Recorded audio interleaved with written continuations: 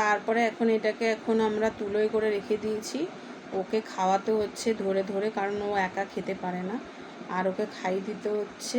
দেখো কত মায়া লাগছে, একা একা বেচারা মা বাবা ছাড়া আমার কাছে চলে এসছে। এখন আমরাই রেখে দিয়েছি ওকে।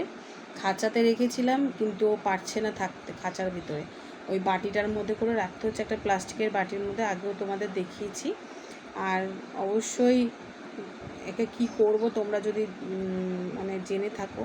আর কি কি খায় আমি ঠিক জানি না, তা আমরা একটু ছাতু খাওয়াচ্ছি, কোনো সময় বিস্কুট গুলে খাওয়াচ্ছি, সব গোলা গোলা খাওয়াচ্ছি ওকে। ছাতুটাই গুলে গুলে খাওয়াচ্ছি, কারণ মানে অন্য পাখি হলে, পশু হলে তো তাও দুধ ফুট খায়, তো পাখি না, এরা তো দুধ ফুট খায় না। এরাই তো মনে হয়, এটাই মনে জানি না কি খায়, ওই বিস্কুট গুলে খাওয়াচ্ছি, কোনো সময় ছাতু গুলে খাওয়াচ্ছি।